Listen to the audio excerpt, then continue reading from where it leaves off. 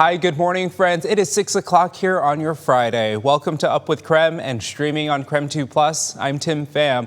We have a lot to get to this morning, but everyone's talking about the beautiful weather we're expecting for the upcoming weekend. Meteorologist Thomas Patrick here now with all the details. Thomas, you're bringing the good news today. Someone sent you a compliment today. No complaints to Thomas. You know who's going to be the first to send that compliment? Nicole Hernandez, who has been dying for the warm, sunny weather for the weekend specifically. And I can deliver that in spades here as we are back to just mostly sunny skies already this morning, and our temperatures will warm up from here. So the storm systems that hit us the last 2 days, they are way out of the way and towards the east. So no worries there. The only thing that might be a little bit cool early on this morning, check out those current temperatures. A lot of low 50s as of right now, 6 a.m. and even in the 40s to the north. Not surprised to see that mark, but that is cool. 44 degrees in Deer Park currently. Remember, it is northeastern Washington that ends up the coldest overall on these clear nights. But at 51 degrees, that's one of our colder starts to the day we've had in a while, but not to worry. 80s and 90s on the way for the weekend. Here's a live look at the traffic impact this morning at I-90 in Freya. We're off to a great start here on this Friday morning. You can see traffic flows are moving great in both east and westbound lanes right now on I-90. We took a look at some of our other cameras earlier, and things look like they're moving great all over town. Great news here on this Friday morning. We'll keep you updated, though, on the traffic situation every 30 minutes. 6:02 breaking overnight. We are learning more about a deadly stabbing in downtown Spokane. Police say they received a call around 6:30 last night about a fight on Spokane Falls Boulevard and a potential stabbing. When officers arrived on scene, they found one man threatening suicide and another person who was seriously hurt. Spokane police say the alleged stabber barricaded himself on the Post Street Bridge. Officers were able to de-escalate the situation and detain the person. KREM 2 spoke to a witness about what he saw. I guess for me, at first, I didn't think the guy was actually going to stab him. I thought he was just threatening him or just showing him that he is capable of doing that. I hope he recovers. I hope they can save him. And he's in my prayers, his family's in my prayers. My condolences go out to all of his friends and family. Officers are not confirming how many people were involved, but Spokane police want anyone with information or video to call Crime Check. This is still a developing story. As we learn more, we'll be sure to update you on air and online. New this morning, newly released photos show evidence collected the day Brian Kohberger murdered 4 college students. We do want to warn you, some of these images may be hard to see. These are redacted and blurred crime scene photos KREM 2 obtained through a public records request from the Moscow Police Department.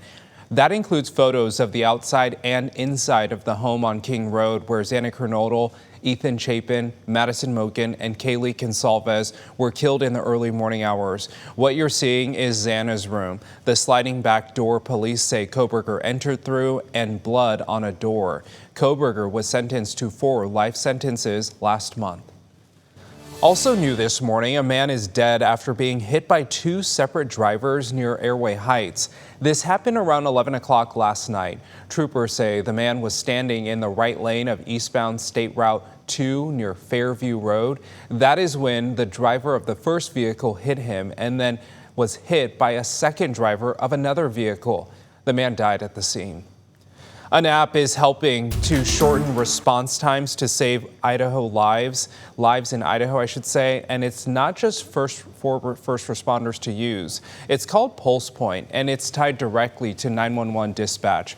When someone calls for help for sudden cardiac arrest in a public place, the app sends an alert to users nearby who know CPR. If you're within about a quarter mile, your phone will buzz with an address and a map. It's a tool.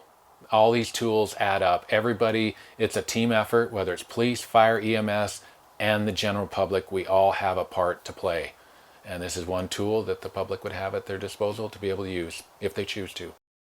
It does not ask you to replace paramedics, just to buy them time. As of right now, PulsePoint is not available in Idaho, but it is accessible in Ada and Canyon counties. It is up to local public safety agencies to adopt the service. New data shows immigration arrests and detentions in Idaho have increased this year. Data shows ICE arrests in Idaho increased by nearly 800% compared to 2024. Our news partners at the Bonner County Daily Bee share from January 1st to June 26th, there were 41 reported ICE arrests in 2024. For that same time period in 2025, there has been 368. Now, of the arrests made this year, nearly 68% were of people with criminal convictions. A federal bankruptcy judge has ruled that Ammon Bundy, a one-time candidate for Idaho governor, cannot file for bankruptcy to avoid paying a $52 million judgment award to St. Luke's Health System and its employees. The ruling stems from Bundy's defamatory statements during a 2022 child custody case where he falsely accused the hospital staff of child trafficking and other crimes. The judge determined Bundy's actions were willful and malicious, making the debt non-dischargeable in his Chapter 7 bankruptcy case. This morning, Tacoma police are still looking for the alleged shooter involved at a Tacoma hospital that left one dead and one injured. The shooting happened Wednesday night. Police say when they got there, they found two people suffering from apparent gunshot wounds. They tried to help them, but a man died at the scene at Multicare's Allen Moore Hospital. Police say it appears it was a targeted attack. No Lie Brewhouse is partnering up with Nuestras Raíces to put on a community fiesta tonight. And this all comes after the cancellation of the organization's Taco Si Tequila Festival because of what they call safety concerns. Nuestras Raíces says this event with No Lie will be just one of many different fundraisers to help make up the almost $70,000 they are losing by not having the festival this year. When No Lie heard about the cancellation, they say they wanted to help. This represents who we are as a society, and optimism and hope and being bigger. And I believe in Spokane in that way. We can be bigger. This isn't about pity. This is about loving somebody for who they are, knowing they're an integral part of our society that must be strong together. And that's why we do it. The community fiesta will be from 4 to 8 p.m. tonight in No Lie's Beer Hall. There will be music, dancing, and a chance to try No Lie's one-of-a-kind Mexican lager. Heads up for educators this weekend, Art Salvage will have free school supplies for teachers. This is in partnership with Better Health Together. The event is this Saturday at the Art Salvage off of North Foothills. It's from 11 a.m. to 2 in the afternoon.